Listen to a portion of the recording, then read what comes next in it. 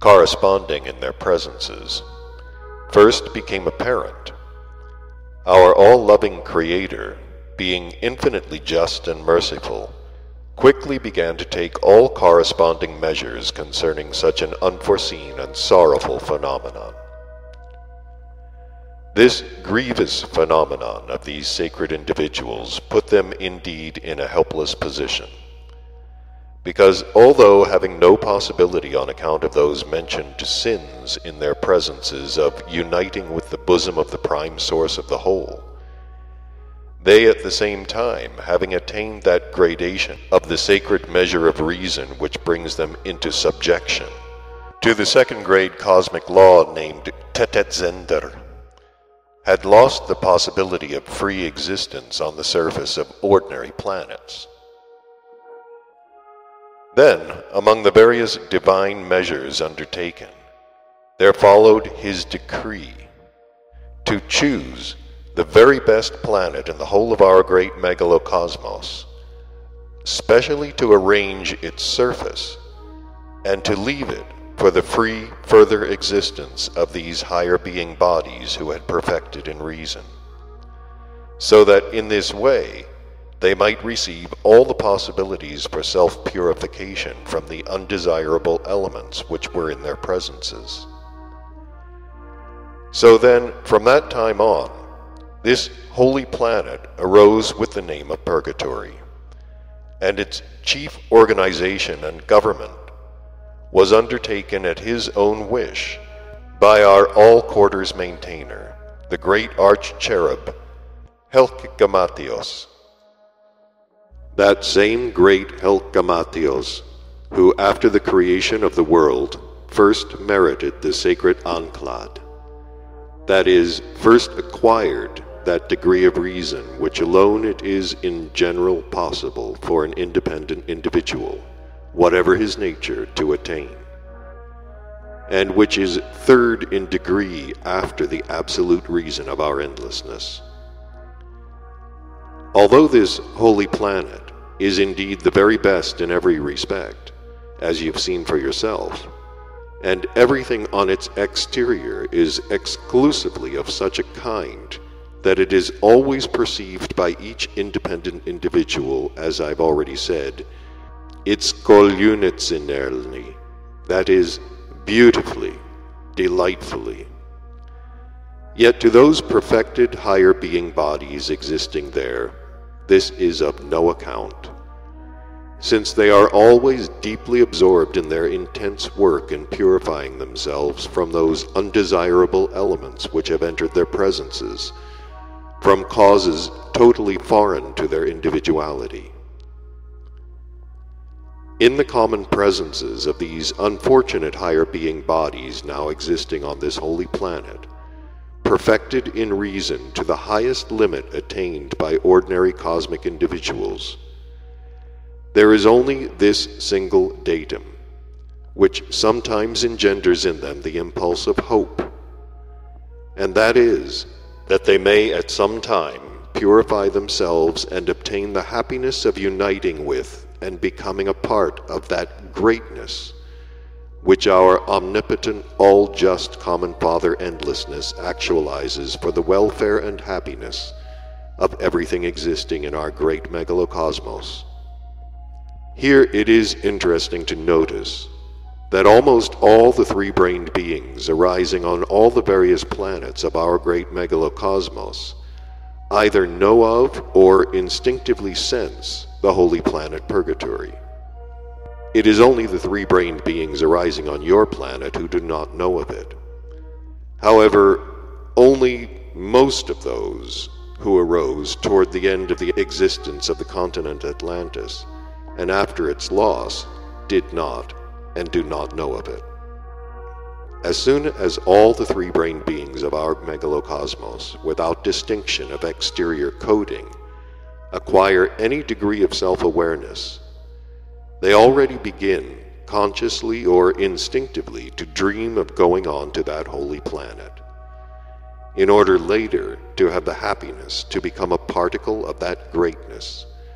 the blending with which must sooner or later be the lot of every already arisen essence.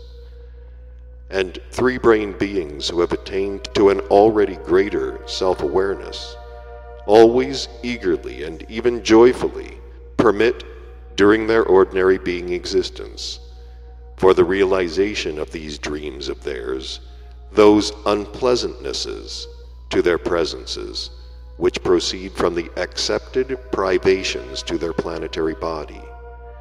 because such beings already well understand and instinctively feel that this lower being body of theirs is, in their own sacred cosmic law of Triamazikamno, the indispensable source for a certain kind of denying manifestation, and as such, of course, always must and will manifest only as denying for their affirming part. That is, that the manifestation of this lower part of theirs must obligatorily be always opposite to what is required for them by their higher being part. In other words, every wish of the planetary body is taken as undesirable for the higher divine part, which has to be coated and perfected, and therefore all three-centered beings of our great megalocosmos constantly carry on a relentless struggle against the wishes of their planetary body, so that there should be formed in them, in this struggle, from the what is called dispute Kryalnian friction, those sacred crystallizations from which their higher divine being part arises and is perfected in them. In this constant struggle of theirs, the equilibrating, harmonizing principle is their second being body, which in their own individual law of Triamazikamno represents the neutralizing source. And therefore, this second being part always remains indifferent to their mechanical manifestations. But for all their active manifestations, it always tends, according to the second grade cosmic law, Urdek Plifata, to unite with those desires of which there are more, whether in one or the other of the two mentioned opposite being parts. As I've already said, in the beginning, that is to say before the loss of the continent Atlantis, the three-brained beings of your planet, too, also had an approximate understanding of the holy planet Purgatory. And there even then existed several legomenisms concerning it. And after the loss of that continent, certain partial legomenisms concerning this holy planet Purgatory also survived, through learned beings of that time who were by chance saved and began to be transmitted there from generation to generation. But later, when in the psyche of these strange three-brained beings there, that peculiar illness of theirs which I characterized by the words to wiseacre began to arise, then they began their wiseacring with this partial information which had reached them. And from this partial, authentic information concerning the holy planet Purgatory, there began to be formed and to be fixed in the psyche of beings of subsequent generations data for engendering such representations and understandings as are ideally defined by a certain exclamation of our highly esteemed, incomparable Mulla-Nasr-Ad-Din, which consists of the following being consonants: Shertet Zort. And as for those partial legomenisms concerning the holy planet, which continued to be transmitted from generation to generation through genuine initiates there, they, having reached unchanged to a very recent epoch, that is, to what is called the Babylonian epoch, also began, owing to what I called the agitation of mind, which then seized everyone and which arose in this Babylon, as I've already related to you, on account of learned beings there of new formation, who had various inherencies unbecoming to three-brained beings, to be gradually distorted and ultimately completely, as it is said, to wither. The point is